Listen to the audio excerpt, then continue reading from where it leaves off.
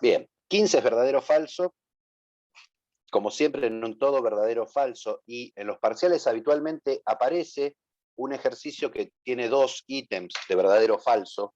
Está bueno practicarlo porque siempre aparecen en los parciales y creo que no habíamos hecho ninguno como ejemplo a lo largo de las clases que llevamos. ¿Sí? Decía, para probar que algo es verdadero hay que dar algún tipo de justificación de por qué es verdadero, lo que llamamos una demostración, y si es falso, nos alcanza con encontrar un ejemplo, ¿no? Lo que llamamos el contraejemplo. Si yo digo, toda función es continua, eso es falso. ¿Cómo lo pruebo? Presento un ejemplo de una función que no sea continua. Y con eso me alcanza para justificar. Obviamente que el método que yo uso depende de yo saber si es verdadero o falso de antemano. O sea, si yo creo que es verdadero, voy a tratar de ver cómo justifico que es verdadero. Si creo que es falso, voy a tratar de buscar un contraejemplo. Pero esa decisión previa de creer que es verdadero o falso, hay que analizarlo. A ver, tengo el punto A, me dice, el límite cuando h tiende a 0 de f de a más h es igual a f de a, entonces f es continua en A. A ver, ¿cómo lo pensaría yo un poquito esto? Si h tiende a 0, esto de acá adentro, estoy congelado, Me descongelé. me descongelé, ahora sí. Qué desprolijo que quedan estas grabaciones, por Dios. Decía, si h tiende a 0, esto se va aproximando a A, ¿no? O sea que tengo que el límite cuando lo de adentro de la función se aproxima a A, me queda igual a f de A. ¿Sí? Entonces pareciera que cumple con las condiciones de continuidad. Primera cosa, f de A tiene que existir, porque si no este límite no puede ser igual a f de A. F de A no puede ser infinito. O sea, esto me asegura que existe f de A. Segunda cosa, me dice que el límite este es igual a f de A. Pero no es el límite que yo quiero. ¿Qué es lo que yo quiero para la definición de continuidad? Quiero el límite cuando x tiende a A de f de x. Quiero que exista. Y además quiero que sea igual a f de A. Entonces podemos usar una estrategia que ya usamos antes. Yo tengo que el límite cuando h tiende a 0 de f de A más h, una estrategia que usamos en otros ejercicios que era el cambio de variable. O sea, si yo a A más h lo llamo x, este límite A más h se me convierte f de x, y cuando h tiende a 0, x, como es A más h, si esto tiende a 0, x tiende a A. O sea, esto se me convierte en el límite de x tendiendo a de f de x. Pero como hacer un cambio de variable no me cambia el límite, esto es igual a f de A. O sea que efectivamente, si sucede esto, mi función es continua. Por lo tanto, esto es verdadero. Y este caminito que hice acá sería la demostración del mismo. Y me acabo de dar cuenta que estaba el 7 y no era el 17, sino el 7 que me había preguntado Melanie antes. Cerramos algún puntillo más del 15 y volvemos para el 7. ¿Sí? 15. A ver, hagamos otro. El C, por ejemplo. Me dice, la función g de x igual a x más 2 sobre módulo de x más 2 es continua en R. Sí, acá es un caso en donde como no tengo una función general, sino que tengo un caso particular, si considero que es falsa, tengo que indicar a dónde falla. ¿Sí? Y acá tengo que decidir. Continuo en todo R es que en cualquier punto la función es continua. Pero también recurro al conocimiento que ya vimos. Si miramos esto es la función signo. Es signo de x más 2. O sea, es la función signo corrido 2 lugares hacia la izquierda. La función signo de x, recordemos, la puedo definir como módulo de x sobre x, o lo que es lo mismo como x sobre módulo de x. Como veo lo mismo acá y acá, digo, y hay un módulo, me remitió a la función signo. Y la función signo, la original, la habíamos visto en la primera clase, que siempre me devuelve -1 o siempre me devuelve 1, dependiendo si tengo números positivos o negativos. O sea, y en el 0 no está definido y lo asociábamos a que el 0 es el único número que no tiene signo. ¿Sí? Como esto es un movimiento rígido de la función signo, y bueno, justamente también va a tener una discontinuidad. ¿Dónde? Donde acá me parezca un 0. O sea, esta va a ser falso, pues en x igual a -2, digamos, ya directamente la primera condición no se cumple, ¿sí? G de x no está definida. Es más, si quisiera, podría ni siquiera haber pensado que era la función signo y ver que el dominio de esta función son todos los reales menos el -2. Si hay un valor que no está en el dominio, entonces no puede ser continua en todos los reales. Más o menos así se puede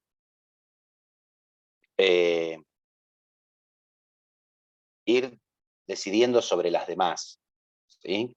Es más, creo que son todas verdaderas, salvo la C. Si la referencia tiene una asíntota vertical, entonces F es discontinua. Sí. Sí, el resto son verdaderas. Búsquense una justificación, ¿sí? Para cada una. Paso al 7. No sé, Axel, si alguno de los puntos que no recorrí son los que te generaron más dudas. No, no, justamente fue el punto C, el que más dudas me dio, así que nada, gracias. Bien, no, genial. Justo. No, menos mal que le pegué. ¿Sí? El 7, ya veo, Melanie, que cuando viene con problemas, la cosa, ¿sí? se traba. A ver, Sí, sí, dice. sí.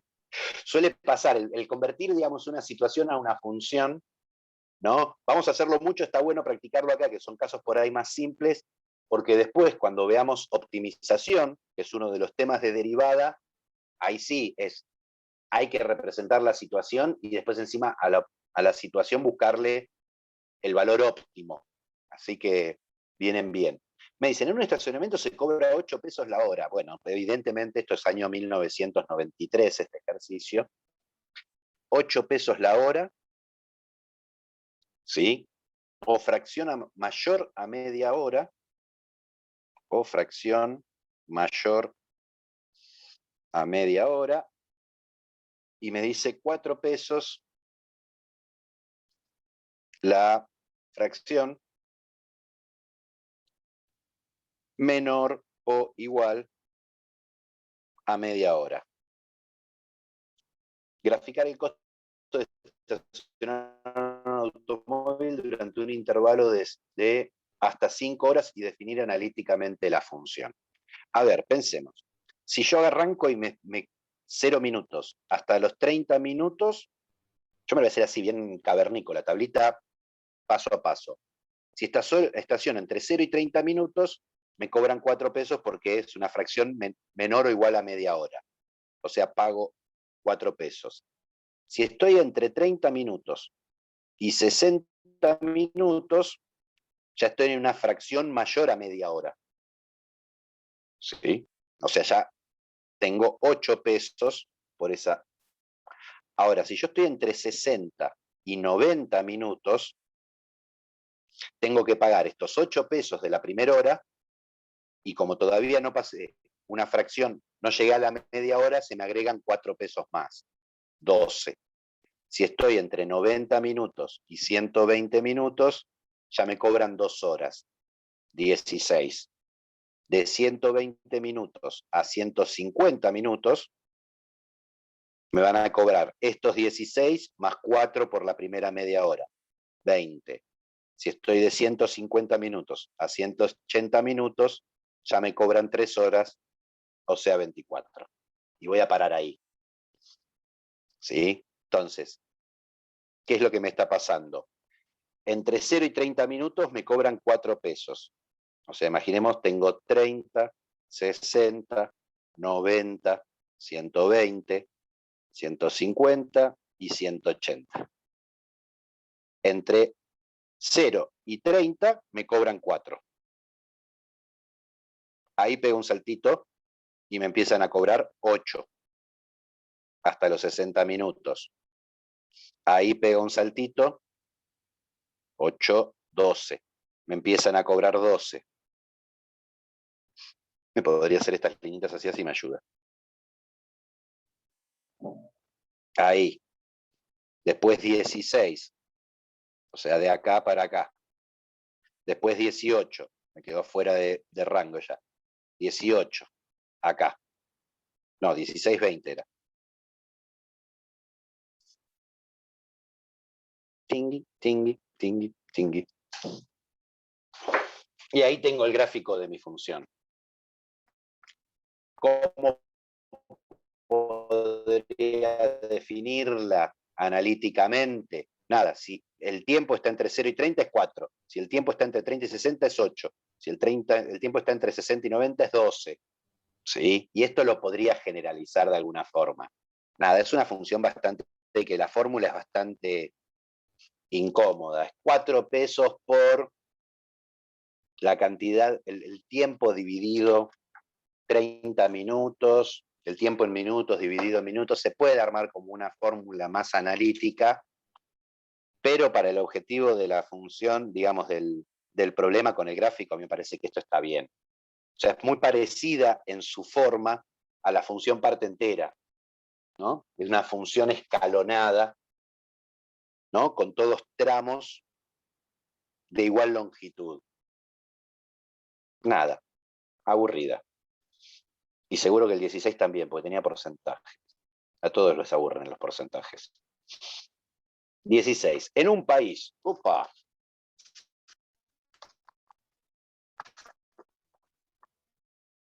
en un país misterioso, en un lugar de La Mancha, cuyo de todo salario que en bruto supere los 3.500 pesos. Hasta los primeros 4.000 pesos se paga 8% sobre lo que supere el monto de 3.500.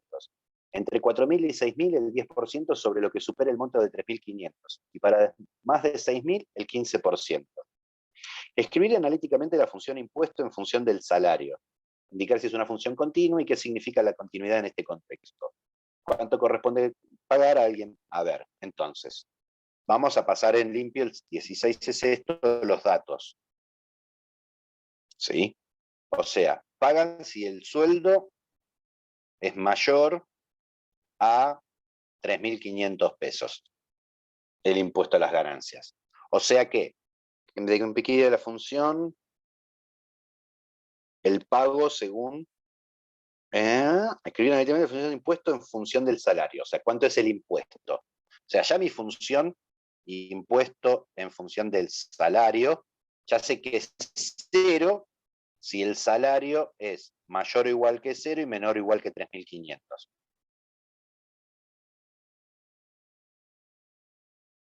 Primera cosa, si cobro menos de 3.500 no pago el impuesto a las ganancias. Ahora me dice, si supero los 3.500 hasta los primeros 4.000, se paga el 8% sobre el monto que supere el monto de 3.500. O sea que si mi sueldo es hasta 4.000 y entre 3.500, lo que yo tengo que pagar de impuesto es el 8% sobre lo que el sueldo supere los 3.500. O sea, el sueldo menos 3.500. Esto es una S, no es un 5. O sea, este es el monto sobre el cual se calcula el impuesto del 8%. Calcular el 8% de algo es lo mismo que multiplicar por 0,8. O sea que, me va a quedar desprolijo esto, pero pues tengo que pagar 0,8 por S menos 3.500, si 3.500 menor que S, menor o igual que 4.000. Después, ¿qué me dice? Entre 4.000 y 6.000. O sea, ya acá tengo 4.000, sueldo 6.000. ¿Sí? El 10% sobre lo que supere el monto de 3.500. O sea, tengo el 10% sobre la diferencia de mi sueldo sobre 3.500. Calcular el 10%, esto no es el 0, esto es el 0,08, si no estoy calculando el 80%, y esto es el 0,1 por S menos 3.500. Y para más de 6.000, o sea, si el sueldo es mayor que 6.000, el 15%. Supongo que será, bueno, el 15% dice así, el 15% del sueldo será.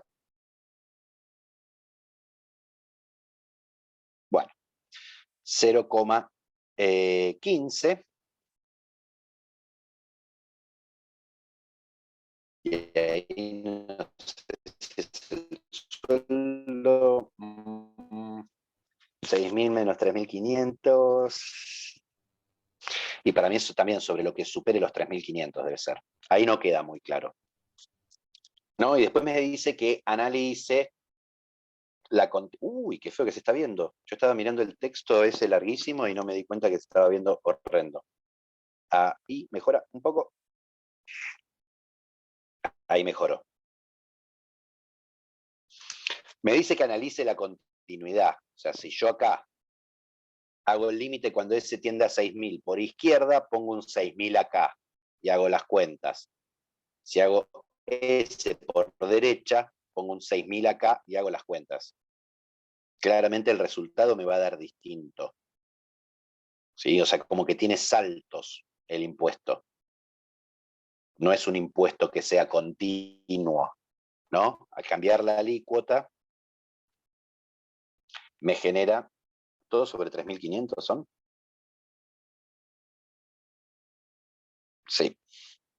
Muchas veces cuando se define un impuesto se trata de que no. Entonces, acá lo que habría que hacer para que no sea discontinuo es que el segundo tramo, el salto, no, también sea sobre la diferencia a 4.000. Si acá pongo un 4.000.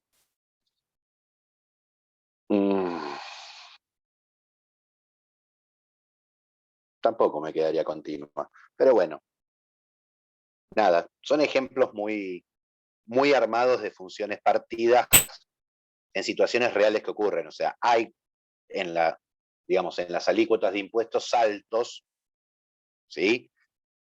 Que un poco también lo que se busca es que no pase cosas como esta. Que si yo cobro un poco más, termino pagando menos impuestos que el que cobraba un poco menos. Si se va a dar un salto, que el salto siempre se trata de que sea así. O sea, listo, te pasaste, pagas más impuestos. ¿Por qué? Porque ganás más. Listo, ese es el criterio, básicamente. ¿Sí? Pero de vuelta, fíjense cómo yo trato de ir siguiendo la situación y traduciendo a valores y cantidades los datos que me dan para poder generarme las fórmulas y las cosas. Y hasta ahí llegaron las 3 preguntas que me hicieron.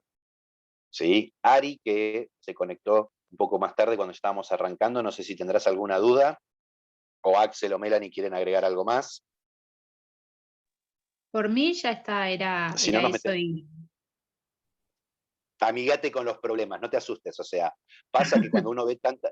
No, cuando uno ve tanta letra decís, uy, no, me marea, y a veces, digamos, los problemas están muy armados para ciertas cosas y son tediosos. ¿Sí? Buenas tardes, Ari. Nada, iba a decir, a veces se nota que están armados por ingenieros, en el sentido de que son con mucho dato, mucha cosa, y a veces marean. ¿Sí? Pero no se preocupen, los ejercicios de optimización marean más. ¿Sí? Porque hay que encontrar 2 funciones a falta de una. En realidad, casi siempre buscamos una función de 2 variables y después una condición de enlace. Bueno, Dado que no tenemos más consultas, vamos a arrancar con lo que toca de la parte práctica de hoy. O sea, hoy trabajamos lo que son teoremas de continuidad,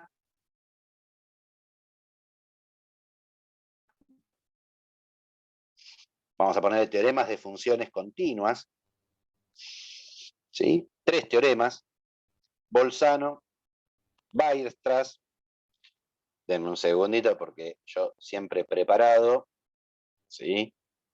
Siempre preparado, es que me olvido cómo se escribe Weierstrass, ¿no? Y quiero escribirlo bien. Weierstrass. Los alemanes con sus apellidos raros. Weierstrass, ¿sí? Y el teorema del valor intermedio. O sea, son todos teoremas que trabajan sobre funciones continuas. O sea, la continuidad de la función en un cierto intervalo es una hipótesis que me conduce a ciertas propiedades que cumplen estas funciones descritas por estos 3 problemas. Rápido repaso de los enunciados. Bolzano, ¿sí? Tengo que tener f de x continua en un intervalo AB.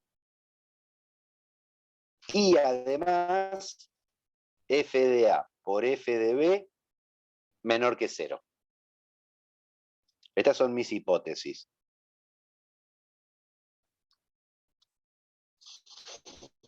Digo, otra cosa, ¿y por qué puntualizo esto y repaso esto? Cosas que aparecen y que se han visto en parciales y en finales, ¿sí? Decidir si la siguiente función cumple con las hipótesis del teorema de Weierstrass.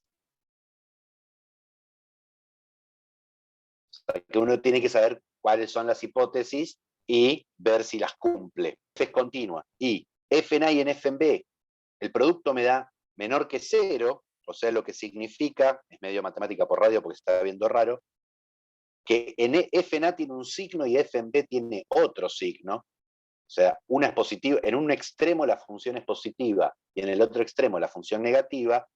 Entonces, y acá ahora viene la tesis, existe C perteneciente al intervalo abierto AB, tal que f de C es igual a 0. Vamos a hacerlos así en columnaditos todos juntos. Bien. Cuestiones importantes del teorema de Bolzano. Me habla de existencia, no de unicidad. Me dice, hay al menos una raíz en el intervalo. Cosa mala que tiene Bolzano, no me dice ninguna, me prueba existencia, no me da ninguna herramienta para calcular quién es esa raíz. Segundo teorema, el teorema de Weierstrass. Ya me olvidé como Weierstrass.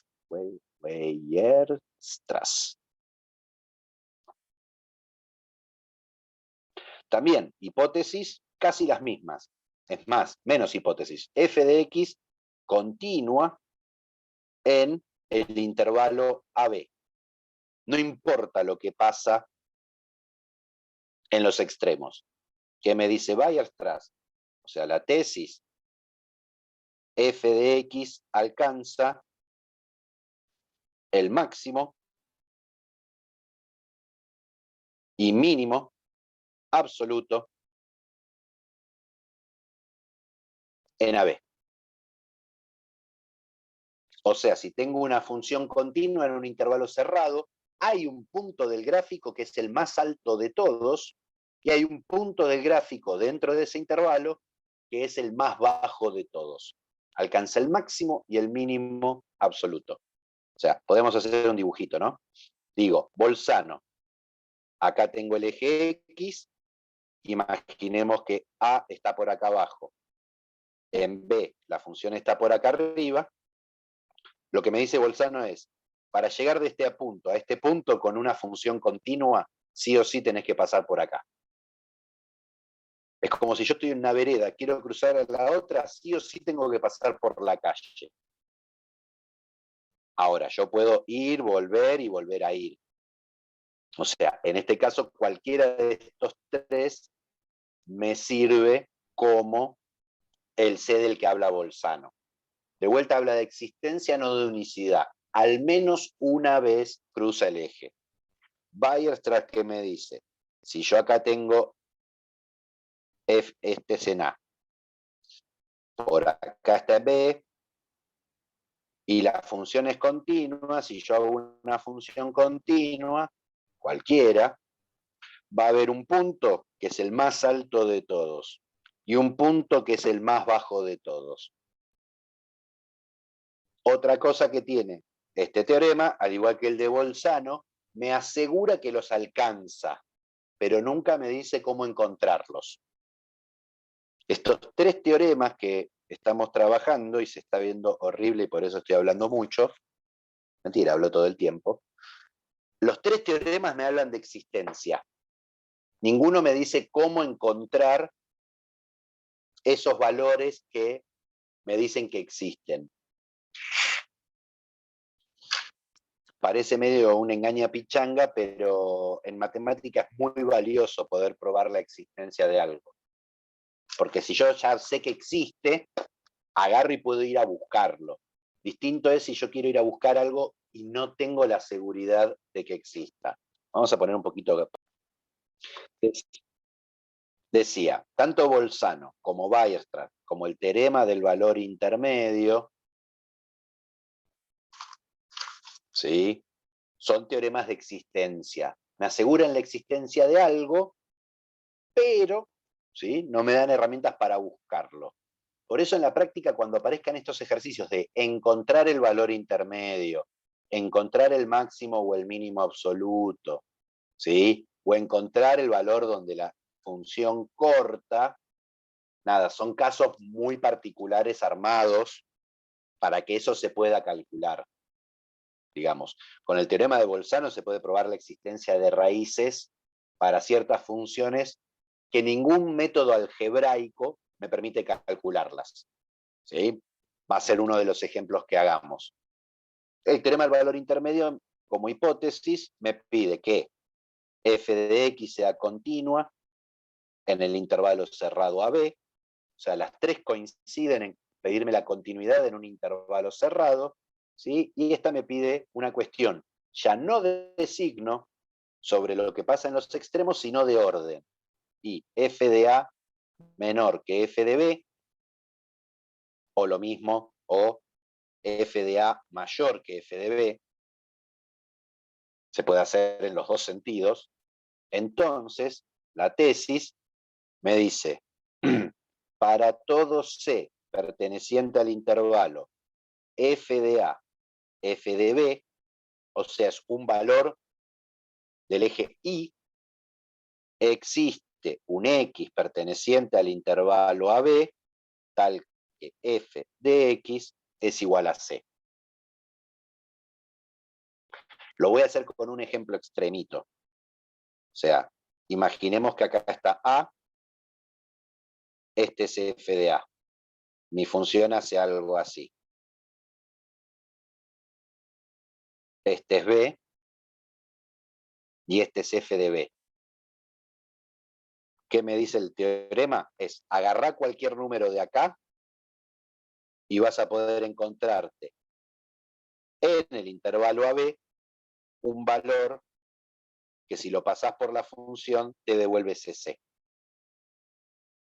O sea que una función continua recorre todos los valores entre f de A y de f de B. ¿Por qué yo decía un ejemplo extremo? Porque me acota un poco el universo este teorema. Digo, imaginemos que la función hace esto. Acá tengo A y acá tengo B. Imaginemos que la función hace esto. Acá está f de A y acá está f de B. No todos los valores entran en la franja f de A, f de B. Pero al teorema no le importa, porque el teorema dice, para cualquier valor que vos te agarres acá adentro, y uno podría decirle, pero hay valores afuera, no me interesa, yo te voy a hablar sobre lo que puedo asegurar. Yo te puedo asegurar que para cualquier valor que agarres acá adentro, vas a encontrar un X, ¿sí? Que está entre A y B, tal que f de X te dé C.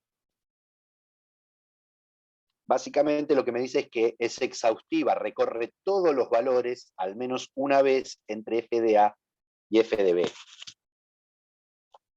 Un poco esta cuestión de que para hacer un gráfico continuo entre dos puntos, no tengo que levantar la virome del papel. Un poquito la relación que uno podría hacer con la cuestión gráfica.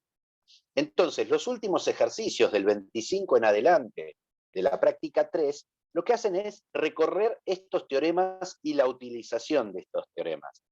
¿Sí? Vamos a hacer algunos ejemplos. Por ejemplo, 25A. El 25 me dice analizar si cada una de las funciones está o no acotada en el intervalo que se indica a continuación. ¿Sí? Justamente esto de alcanzar el máximo y mínimo absoluto es lo mismo que decir que f de x está acotada en AB. O sea, todos los valores están los puedo meter adentro de un intervalo, que es otra forma también de plantear el teorema de Weierstrass. ¿Sí? Entonces, me dice, en el A me dice f de x igual 1 sobre 1 menos x al cuadrado, y el intervalo que me da es menos 4, 3 medios. Entonces, si yo tengo un intervalo cerrado, si f de x es continua en este intervalo, ¿no? Claramente sabemos que esta función tiene puntos de discontinuidad, ¿no? Porque su dominio son todos los reales menos el 1 y el menos 1. ¿Sí? Pero Weierstrass no se preocupa por qué pasa con la función en todo el universo, sino que es, bueno, si vos te encontrás un intervalo cerrado donde la función sea continua, ¿sí? Bueno, la función en ese intervalo está acotada. O lo mismo, alcanza su máximo y su mínimo absoluto. ¿Sí? Entonces, a ver, ¿qué es lo que puedo decir? En este intervalo,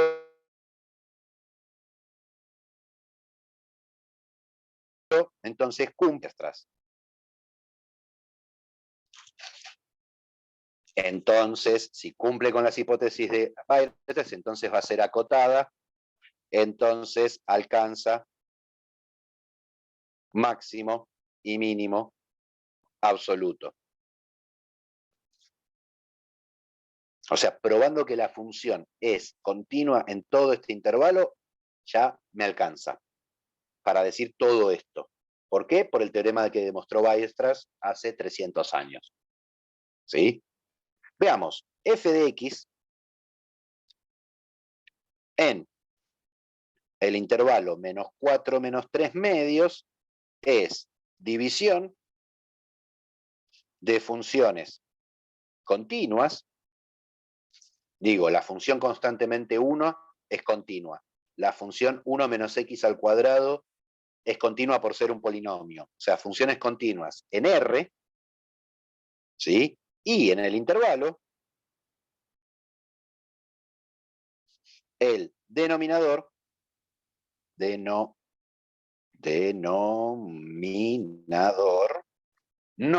se anula.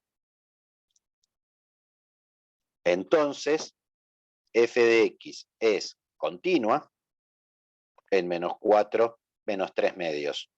¿Qué es lo que estoy usando para justificar la continuidad de la función? El álgebra de funciones continuas. La suma de funciones continuas es continuo, el producto de funciones continuas es continuo, la división de funciones continuas es continuo en todo valor donde no se anule el denominador. Como los valores donde se anula el denominador están fuera de mi intervalo, mi función es continua en ese intervalo. ¿Sí? Entonces, listo. Es acotada, y alcanza el máximo y el mínimo absoluto. ¿Sí? No me acuerdo si pide calcularlos.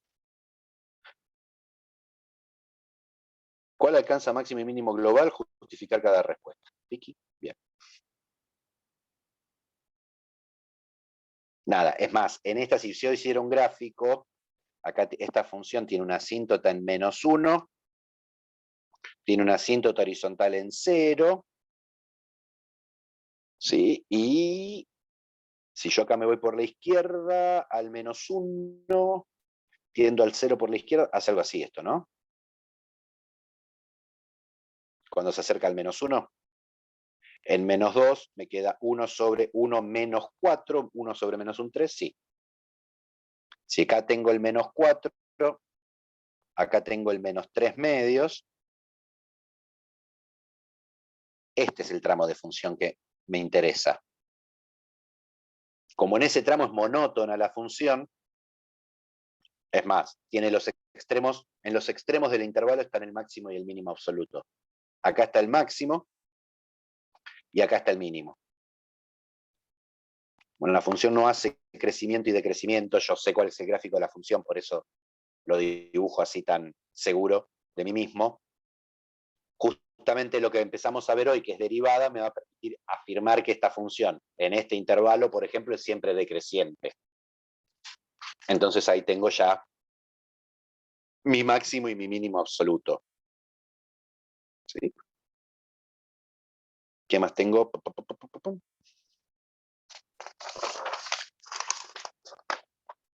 A ver, 25C, me dicen, g de x igual al logaritmo natural de x en 0,1. Primera cosa, el intervalo no es cerrado, así que no puedo usar el teorema de Weierstrass, ¿sí? Pero en 0, yo sé que al logaritmo algo raro le pasa. ¿Qué pasa si hago el límite cuando x tiende a 0 por derecha de la función logaritmo natural de x? Si pienso el gráfico de la función logaritmo, si yo me voy acercando al 0 por izquierda, me da menos infinito el límite. Entonces, la función en este intervalo no puede ser acotada. ¿Por qué? Porque para cada valor que yo me tome, me puedo encontrar uno más bajo.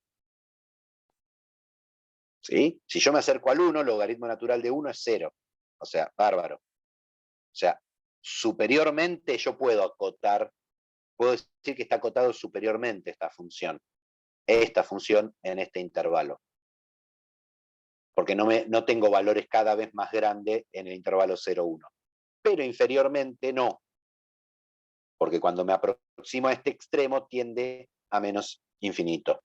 Entonces no está acotada en 0,1. Es más, como el intervalo es abierto, ni siquiera alcanza ni el máximo. Mínimo no alcanza porque no está acotada inferiormente. Y el máximo no lo alcanza porque el máximo sería el 0. Pero como acá está en el 1, está abierto, nunca lo alcanza. Una cosa que no es del ejercicio 25.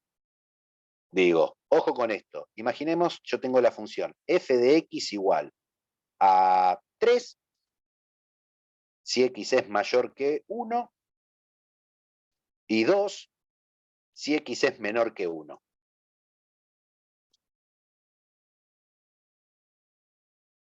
Y me preguntan, ¿es acotada en el intervalo mayor o igual que 1? En el intervalo 0,2,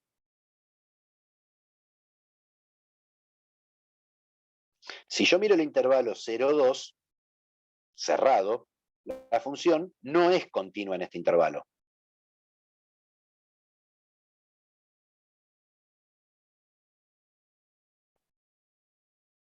Justamente está el 1, que es donde pega el salto. Mi función viene re feliz siendo 2 hasta que llega al 1. Ahí pega el salto al 3 y sigue siempre. O sea que en el 0, 2, en este intervalo, mi función no es continua. Sin embargo, es acotada.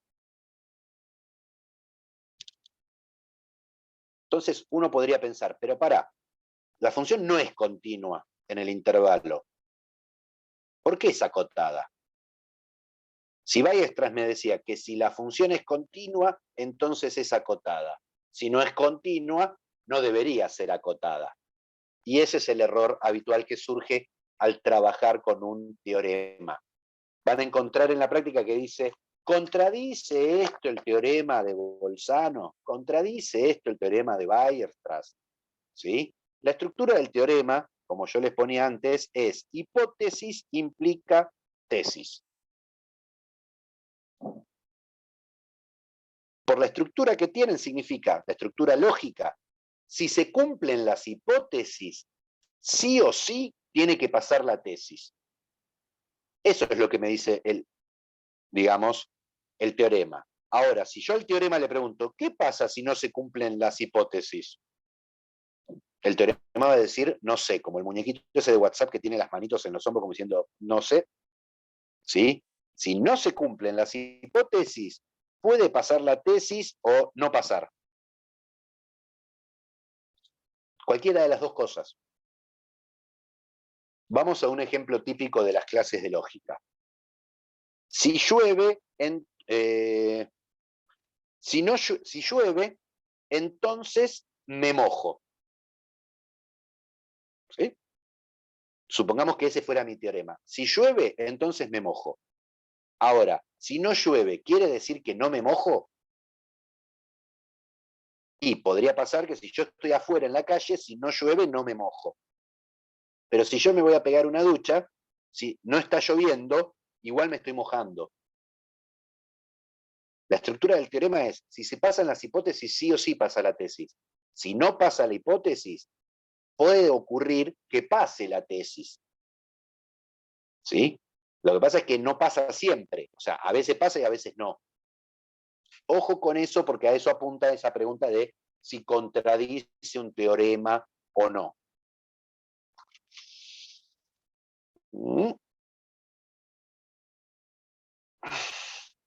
Entonces, como respuesta, ¿qué pondríamos? ¿Que no contradice?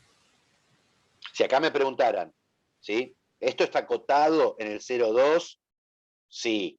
¿Es continua? No. ¿Contradice esto el teorema de Weierstrass? No, ni a palos. Porque el teorema de Weierstrass me dice que si es continua, pasa algo. Como esta función es continua, el teorema de Weierstrass no va a opinar. ¿Sí? Justamente el 26 apunta a eso. ¿Sí? Digo, por ejemplo, el 26A voy a hacer y el velo se los dejo para pensar. ¿Sí? Porque tiene una trigonométrica y es más divertido. Digo, en el 26A, ¿qué tengo? Tengo f de x igual a x, si x es menor o igual que 2, menos x más 3, si x es mayor que 2. Y me dice, analizar si verifica las hipótesis de Bolzano en el intervalo 1,4. Hipótesis de Bolzano, que es continua en el intervalo y que en los extremos tiene signo distinto. Yo arrancaría por los extremos. A ver, f en 1. Si yo pongo un 1 acá, es menor que 2, entonces uso esto, me da 1. F de 4, como 4 es mayor que 2, tengo que usar esta fórmula, pongo el 4 acá, me queda menos 4 más 3, me queda menos 1. O sea que la primera hipótesis, que es que f de 1 por f de 4 me dé negativo, se cumple. Segunda, ¿es continua en el 1,4?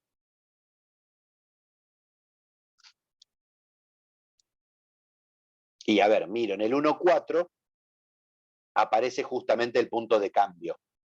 A la izquierda del 2 la función es continua.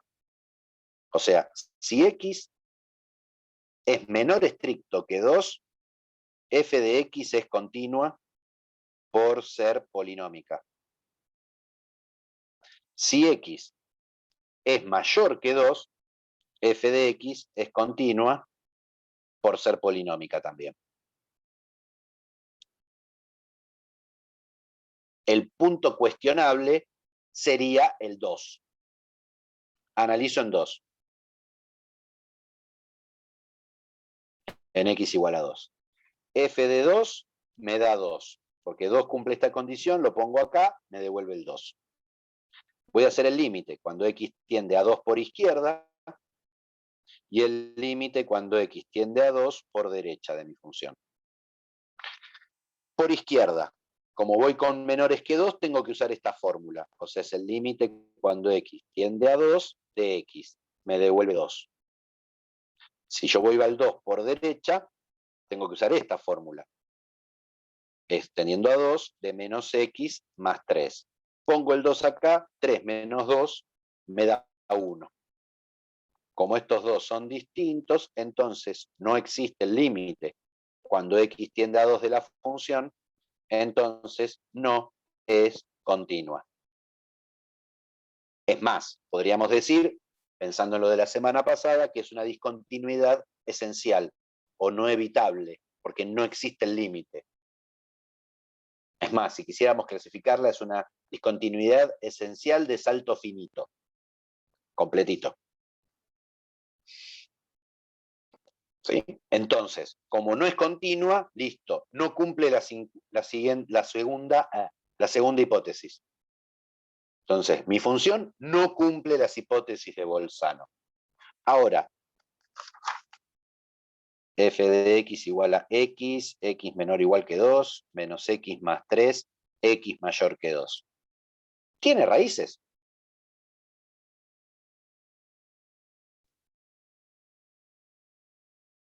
Sí. Si yo hago f en 3, 3 es mayor que 2, así que pongo un 3 acá y me devuelve 0. Y hay otra, f en 0 también me da 0, porque 0 es menor que 2, que me da 0. Pero esta me interesa, ¿por qué? Porque el 3 pertenece al intervalo 1, 4.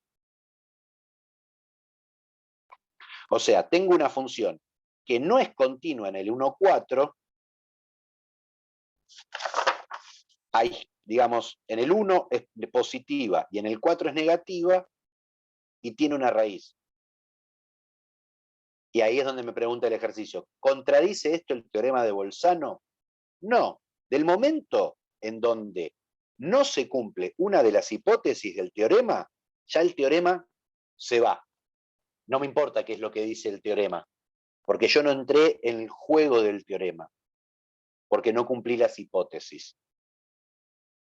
Como no se cumplen las hipótesis, puede pasar que esta función tenga raíces en el 1, 4 o que no tenga raíces en el 1, 4. No lo puedo decidir previamente. ¿Sí? Lo bueno que tiene el teorema es que si se me cumplen las hipótesis, sin hacer nada más, ya puedo asegurar la tesis. Si a mí me dan una función cualquiera, no sé ni cómo es el gráfico, y puedo afirmar que entro en las condiciones de Bolzano, a ver, porque yo me entusiasmo, a ver si no estoy quemando el ejercicio, justamente es a donde voy. ¿Sí? Si yo puedo asegurar que se cumplen las hipótesis, entonces puedo asegurar que la tesis se va a cumplir. Ejemplo. Imaginemos que yo les pido resolver esta ecuación. Seno de x igual a e a la x.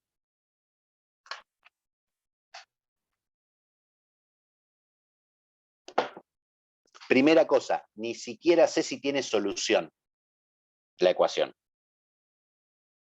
No lo sé. ¿Sí? Digo, quiero despejar. Y acá tengo la x, pasaría esto como arcotangente, el seno. Pero me queda la x ahí adentro. Entonces aplico logaritmo para bajar la x. ¿Y qué es logaritmo natural del seno de x? Nada. Tengo un montón de complicaciones con esta ecuación. O sea, es más, esta ecuación, con los métodos habituales que llamamos despejar, no se puede resolver. Ahora, yo esta función, ecuación, yo podría pasar este e a la x para acá y decir seno de x menos e a la x igual 0.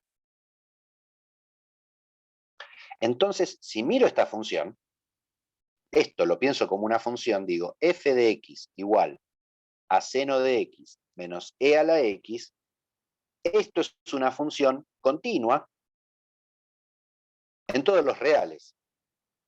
¿Por qué? Porque la exponencial es continua en todos los reales, el seno de x es continuo en todos los reales, sumar funciones continuas me da una función continua. ¿De qué me sirve esto? De que si yo encontrara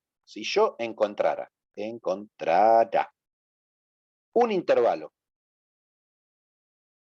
AB tal que f de A por f de B me dé menor que 0, ¿qué voy a tener? Voy a tener una función continua en un intervalo cerrado en donde el producto de los extremos es negativo. ¿Qué me va a permitir? Si yo encuentro este intervalo, entonces, por Bolzano, la función tiene al menos una raíz en AB. Pero que esta función tenga una raíz es que se cumple esta igualdad. O sea, la ecuación tiene solución. O sea, transformando un poco las cosas, puedo agarrar una ecuación que ni sé cómo manejarla y pensarlo dentro del ámbito de funciones para decidir si puedo encontrar una solución. Obvio que tengo que encontrar este intervalo AB. Si yo encuentro este intervalo AB, ¿sí? Entonces,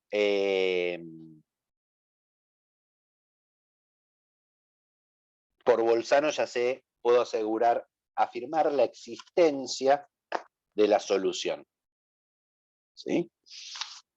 A ver, ¿y cómo lo encuentro? Y a mano yo lo buscaría. ¿No? Tengo seno de x menos e a la x, f de x igual. Yo ya sé que el seno de x siempre está entre menos 1 y 1. O sea, hay uno de los extremos que me sale fácil. ¿Sí? Como este está restando, simplemente voy a agarrar acá y le voy a poner un valor a la x que el resultado me dé más grande que 1. Por ejemplo, 1. F en 1 es seno de 1 menos a la 1. Esto seguro es negativo. ¿Por qué? Porque el seno de 1 lo máximo que podría valer es 1. Pero si le resto que es 2,7 más o menos, me va a dar negativo. Ahora tendría que encontrar un valor donde me dé positivo esto. ¿Qué tendría que hacer? Y bueno, que este sea chiquitito. No sé, probemos. A ver, si pongo raíz de un medio, si hago raíz cuadrada de quiero un valor que me dé más chico que 1, a la x. ¿No? ¿Dónde tengo la exponencial acá? Me cambiaron la calculadora. Shift a la 1 era 2,71. Shift a la 0,5 me da 1,6. Todavía me queda muy grande. Si hago a la un veinteavo, pic. Esperen que no sé si con el paréntesis me está fallando, a la 1 sobre 20.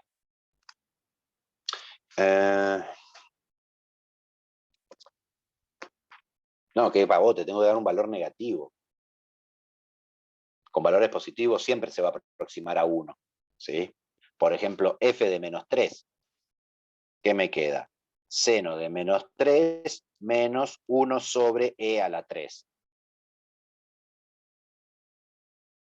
Y ni siquiera, a ver, pienso el seno, ¿en qué ángulo negativo el seno me vale 1? ¿Sí? En menos pi sobre 2, pi menos 3 medios pi. f de menos 3 medios pi. Seno de menos 3 medios pi menos e a la menos 3 medios de pi. Seno de 3 medios de pi, si no me equivoco, da 1. Menos 1 sobre e a la 3 medios pi. Esto obviamente es más chico que 1. Si a 1 le saco algo más chico que 1, esto me da positivo. ¿Qué acabo de encontrar? Un valor donde mi función es positivo y otro valor donde la función es negativa. ¿Qué puedo asegurar? Entonces, ¿sí? ¿Cómo?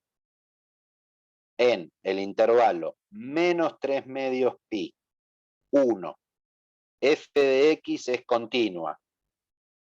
¿Sí? Es más, era continua en R. Así que en cualquier intervalo cerrado que considere también va a ser continua. Y f de menos 3 medios pi por f de 1 me da negativo, entonces existe un C perteneciente al intervalo abierto, menos 3 medios pi, 1, tal que f de C es igual a 0. ¿Pero qué es f de C igual a 0? Que el seno de C menos e a la C me da 0, o lo que es lo mismo que el seno de C es igual a e a la C. No sé quién es C, pero sé que existe. Y alguna cosa buena tengo. ¿Cuál es? Lo tengo acotado entre dos valores. Está entre menos 3 medios pi y 1. Ahí adentro hay al menos una solución de mi ecuación. Es más, a partir de la utilización del teorema de Bolzano es que surge lo que se llama el método de bipartición para aproximar raíces. ¿Cuál es la idea? Agarro este intervalo, probé que hay una raíz. Ahora lo parto a la mitad. En el valor justo que está en el medio, la función o es positiva o es negativa. Si es positiva, me quedo con el intervalo de la derecha, porque en uno era negativo. Si es negativa, me quedo con el intervalo de la izquierda. Entonces ahí reduzco la longitud del intervalo a la mitad. Y después lo puedo volver a reducir a la mitad, a la mitad, a la mitad y a la mitad. Si yo hago ese proceso indefinidamente, puedo obtener tantos decimales exactos como yo quiera de mi ecuación, de la solución de mi ecuación. ¿Cuál es el problema? Que es un método muy lento, pero sirve. Si en algún momento cursan alguna materia de cálculo numérico, van a haber distintos métodos para tratar de aproximar soluciones de ecuaciones. El cálculo numérico surge para resolver ecuaciones como esta, en donde yo no tengo un método algebraico de pasaje de términos que me permita llegar a la solución.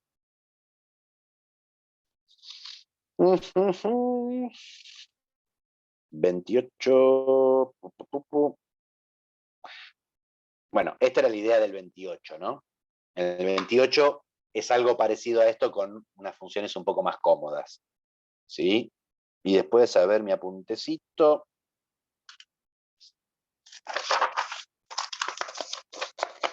Algo del teorema del valor intermedio que no hicimos, el 35, me dice que tengo g de 0 en 4 en R, tal que g de x es menos raíz de 16 menos x al cuadrado. Me dicen verificar que se cumplen las hipótesis del teorema del valor intermedio en 0,4. ¿Sí? Y quiero hallar C tal que G de C sea menos 1. A ver, vamos a la parte de verificar las hipótesis. ¿Cuáles eran las hipótesis del teorema del valor intermedio? Tiene que ser continua en el intervalo. ¿Sí? 16 menos x al cuadrado es continuo. ¿sí? En 0,4. Y si yo hago esto analizado en el 0,4, caigo adentro del dominio de la raíz cuadrada. O sea, está bien definida en 0,4 la composición. O sea, raíz cuadrada de 16 menos x al cuadrado es continua, al menos le podemos poner que total no nos va a jorobar, porque no hay problema. O sea, la imagen de este cae en el dominio de la raíz cuadrada. O sea, que es continua en 0,4. Es más, esta función en su dominio, la función raíz cuadrada de 16 menos x al cuadrado, en todo el dominio, en todo su dominio, no es discontinua. O sea, la continuidad se cumple, pero el teorema del valor intermedio me pide otra cosa, que en los extremos haya una diferencia de nivel, si quieren. O sea, que f de A sea menor que f de B o que f de A sea mayor que f de B. Bueno, hago f en 0, ¿qué me queda? Menos raíz cuadrada de 16 menos 0 al cuadrado. O sea que me queda 16 menos 4. F de 4 me queda menos raíz cuadrada de 16 menos 4 al cuadrado, me queda 0. Acá no me importa que sean positivo y negativo, sino que haya uno más chico que el otro. ¿Sí? O sea, acá que tengo que f de 0 es menor que f de 4. Entonces, para todo C perteneciente al intervalo 0, 4, existe un X. No, a f de 0, perdón. F de 4, existe un X perteneciente al 0, 4, tal que f de X es igual a C. F de 0, f de 0, f de 4 es el intervalo menos 4, 0. El menos 1 está acá adentro. Entonces existe un X, bueno, acá lo llama C, lo puse las letras al revés, un X perteneciente al 0,4, tal que f de X me tiene que dar menos 1. O sea, el teorema del valor intermedio me asegura que esto va a existir. ¿Cómo lo encuentro? Resuelvo la ecuación. O sea, aburridísimo. Menos raíz de 16 menos x al cuadrado igual a menos 1. O sea, raíz de 16 menos x al cuadrado igual a 1. 16 menos x al cuadrado es igual a 1. Entonces, ¿qué me queda? 15 es igual a x al cuadrado. O sea que x es raíz cuadrada de 15 en módulo. ¿Quién es el que está acá dentro de estos dos? Y el raíz de 15. O sea, raíz de 15 pertenece al intervalo 0,4, así que es el C que busco y terminó. De vuelta son ejercicios bien ficticios, armados, estos del teorema del valor intermedio. Muchas veces estos teoremas que trabajamos se usan para probar otra cosa, por eso nos queda medio como forzada la situación, ¿no? De buscar efectivamente cuál es el valor intermedio. En muchas demostraciones aparece y dicen, bueno, por teorema del valor intermedio existe este C, entonces puedo afirmar otra cosa, y en ningún momento se preocupan por quién es el C o el valor intermedio. Pero de vuelta, ¿sí? Está bueno para no perderse la tablita con las hipótesis de los teoremas, porque insisto, a veces aparece como un ejercicio, para no decir probar que la siguiente función es continua, es analizar si cumple las hipótesis del teorema de Bolzano. Traducción, fíjate que sea continua. Y es un ejercicio de continuidad, no tanto del teorema en sí. Y con eso pueden terminar toda la práctica 3. ¿Sí? Para la práctica 4, ya culminando el día de hoy, digo, los primeros 7 ejercicios trabajan sobre una cuestión numérica para pensar esto de la derivada. ¿Sí? Son altamente salteables. Si los quieren mirar, mírenlos. ¿Sí? Pero lo que hablábamos con Daniel, y es lo que voy a trabajar un poco, es lo que nos interesa es la definición de derivada, que es un poco lo que hay que usar en el ejercicio 8. ¿Sí? O sea, a partir de la definición de derivada, calcular pendientes de la recta tangente. O sea, ya nos metemos en derivada, ¿no? Con esta idea de si yo tengo una función y un punto, x0, acá tengo un x0 más h,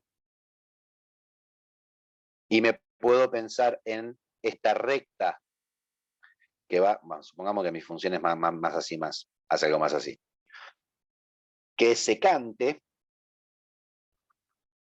y puedo ir aproximando a partir de la idea de límite este punto hasta acá, que va a hacer que este punto camine por la gráfica hasta estar muy cerquita. Entonces la recta secante tiende, si yo voy dibujando las rectas secantes, van a ir aproximándose cada vez más, a medida que este valor se aproxime cada vez más a la recta tangente.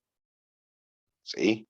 Al punto que si la recta tangente la llamamos I igual M por X más B, pendiente y ordenada al origen de forma clásica, la pendiente de la recta tangente la vamos a definir como el límite cuando H tiende a 0 de f de x0, esto es la recta tangente al gráfico de f en el punto x0, f de x0. A este punto de acá es lo que llamamos el punto de tangencia. Acá decía, límite cuando h tiende a 0 de f de x0 más h menos f de x0 todo sobre h. ¿Sí? Si miro esto, es la pendiente de la recta que pasa por dos puntos, el punto x0 más h, f de x0 más h, x0, f de x0, y hago que el límite de h tendiendo a 0 para que se me aproxime a este valor. Si yo conozco la pendiente y conozco un punto, porque en el punto de tangencia es donde coinciden el gráfico de la función y la recta tangente, me puedo armar la fórmula de mi recta tangente. Por ejemplo, si yo tengo f de x igual a 2x al cuadrado más x más 3, y quiero la recta tangente en x0 igual a 1, bueno, f de 1, ¿qué me queda? Pongo un 1 acá, un 1 acá, me queda 3, 5, 6. 6. O sea, el 1, 6 es mi punto de tangencia. El punto que comparten tanto la función como la recta tangente.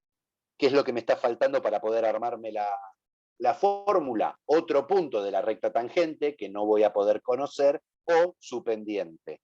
Para hacer la pendiente voy a usar este límite.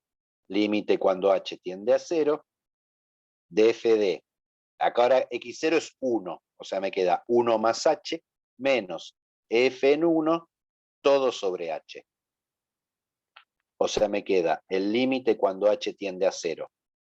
F de 1 más h es poner en cada aparición de x un 1 más h. 1 más h al cuadrado por 2 más 1 más h más 3 menos f en 1 ya me lo calculé, era 6, todo sobre h. Entonces, ¿qué me va a quedar? El límite cuando h tiende a 0 de 2 por... Acá puedo hacer cuadrado de binomio, me queda h cuadrado más 2h más 1, más h más 1, más h más 1, más 3, menos 6. Todo sobre h. O sea, me queda el límite cuando h tiende a 0 de 2h cuadrado más 4h más 2 más h más 1 más 3 menos 6, todo sobre h. Ahora, acá tengo 2, 3, 6. Menos 6 se me anulan. Pim, pim, pim, pim. ¿Qué me queda? El límite cuando h tiende a 0 de 2h cuadrado más 5h, todo sobre h. Que si yo pongo un 0 acá, esto me tiende a 0 y esto me tiende a 0. Es una indeterminación conocida. En determinación 0 sobre 0. ¿Qué es lo que puedo hacer? Y bueno, uso las estrategias que trabajamos en la práctica de límites. Acá voy a sacar factor común h. ¿Sí? Estoy factorizando este polinomio.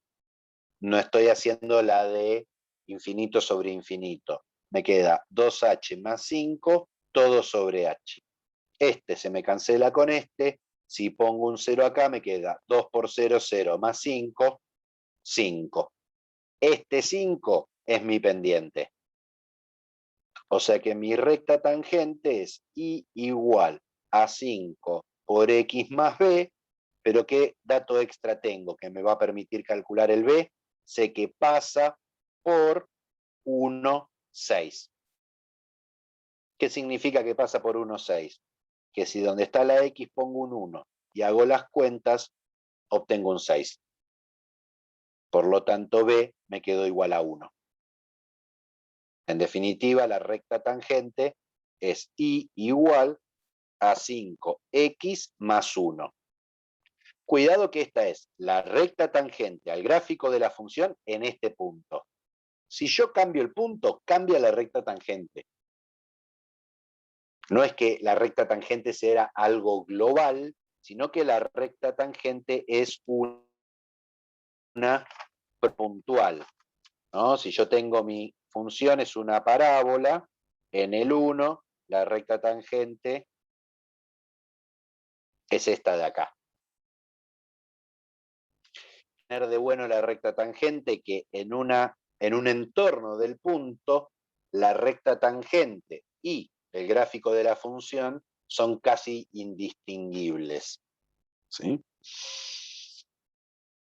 Digo, en el ejercicio 8, lo que busca es un poco hacer eso para diversidad de funciones. En todos los casos van a llegar a indeterminaciones cuando hagan este límite. Siempre se llega a indeterminaciones 0 sobre 0. Siempre. ¿Sí? Entonces, por eso teníamos este trabajo que hicimos en las prácticas anteriores de ver cómo salvarlas en cada caso.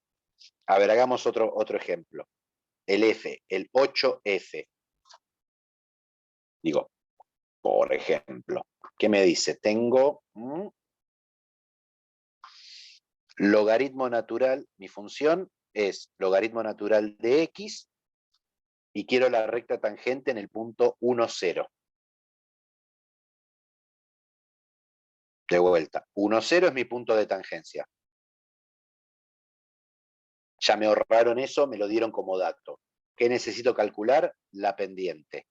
O sea, voy a hacer el m de mi recta tangente, va a ser el límite cuando h tiende a 0 de logaritmo natural de x más h menos logaritmo natural de 1 más h menos logaritmo natural de 1, todo sobre h. Y para los que son memoriosos, al principio de la clase pasada hicimos este límite, pero en vez de un 1 había una a. ¿Sí? Acá que me queda, logaritmo natural de 1 es 0, o sea, me queda el caso fácil. Me queda, cuando h tiende a 0, de 1 sobre h por el logaritmo natural de 1 más h. ¿Qué indeterminación tengo acá? Esto tiende a infinito. y esto de acá tiende a 0. Tengo indeterminación 0 por infinito. En este caso yo lo puedo resolver utilizando propiedad del logaritmo, diciendo, tengo algo multiplicando adelante, pienso que vino de un exponente que bajé de un plumerazo. O sea, esto me queda el logaritmo natural de 1 más h a la 1 sobre h. Pero si miramos, el límite de 1 más h a la 1 sobre h, cuando h tiende a 0, era una de las formas equivalentes del límite que me daba e. O sea que el resultado acá de mi límite es logaritmo natural de e, o sea que es 1. O sea que mi pendiente, mi recta tangente, va a ser igual 1 por x más b, pero pasa por el 1, 0. O sea que cuando en la x pongo un 1 y hago las cuentas, obtengo 0. Por lo tanto, b es igual a menos 1. Y igual a x menos 1. De vuelta, si yo hiciera el gráfico, el logaritmo hace algo así. Acá está el 1, 0. Mi recta tangente es esta de acá, que es la recta x, y igual x menos 1, no más 1. Ya hasta ahora se me mezclan todos los signos.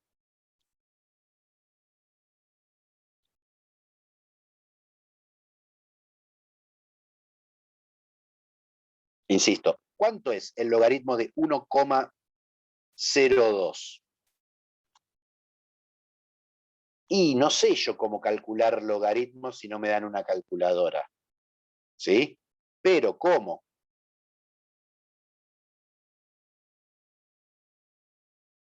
La recta tangente en 1, la recta tangente en el 1, 0,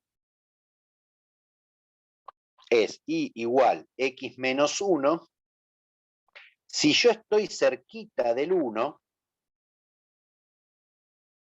estoy en un entorno del 1, la función y la recta tangente se parecen mucho.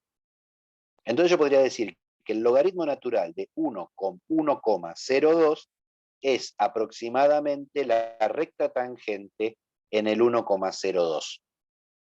O sea que el logaritmo de 1,02 es aproximadamente 1,02 menos 1, o sea que el logaritmo natural de 1,02 aproximadamente debería ser 0,02. A ver, agarremos la calculadora a ver qué nos dice. Logaritmo natural de 1,02. 0,019802. O sea que no estuve tan errado. El valor real es 0,0198. ¿Sí? O sea que mi error es de 0,0002. O sea, 2 milésimos. Bastante chico el error, ¿sí? Haciendo simplemente una recta tangente, ¿sí? De vuelta, trabajando con el 8, se van a encontrar con algunos límites que ya trabajamos en las prácticas anteriores, por ahí de manera general, ¿sí? Bueno, este límite, cuando h tiende a 0, de f de x0 más h, menos f de x0, todo sobre h, es lo que llamamos la función derivada en x0. En x igual a x0. ¿Cuál va a ser, digamos, la función derivada? La interpretación geométrica es que me da las pendientes de las rectas tangentes.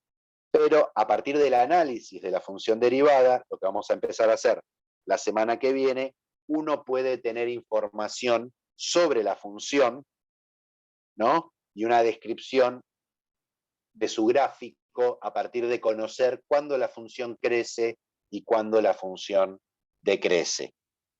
¿Sí? Digamos, los primeros ejercicios son de trabajo de cálculo de derivada por definición. ¿Sí? Después lo que vamos a ver son reglas de derivación que nos van a permitir encontrar esta función derivada de forma mecánica. Porque, digamos, en los primeros ejercicios, que son los ejemplos que me piden calcular la derivada por definición, son ejemplos manejables. Ahora, si a mí me aparece una función, digo, no sé, a ver, una función tipo e a la 4x cuadrado más 5x sobre 7x más 3 sobre coseno de x, usar la definición esta del límite para la derivada se me hace muy poco manejable. Y como la matemática es una ciencia de vagos, vamos a ver reglas de derivación que me permiten hacer un montón de cosas con el menor esfuerzo posible. Bueno, no mucho más por hoy. Números reales, graficar en caso posible, analizar la derivabilidad de las funciones en 0, 0. Bueno, hasta el ejercicio 8, o sea, la idea es terminen la práctica 3 y de la práctica 4 yo arrancaría por el 8. Si quieren mirar los ejercicios anteriores, nada, es esta aproximación numérica a la idea de derivada de tomar un valor y armar la recta secante. Después toma un valor más chico, un poquito más cerquita, y toma la recta secante. Si quieren pueden ahorrársela. ¿Sí? ¿Alguna pregunta? No sé si lo dijiste por si se cortó, pero Sí. de la práctica 4, del 8 hasta el cual haríamos. Yo haría hasta el 8. Lo que hablé con Daniel era que hablábamos Claro. sobre el 8. No sé si habló de derivabilidad, Daniel. No, creo que no. Habló de. No. No, habló. No les suena ni por casualidad la palabra, genial. No, les habló de recta tangente y de la pendiente de la recta tangente. ¿No? Sí, sí, sí. Sí, sí. Sí. Solamente el 8 de la práctica 4.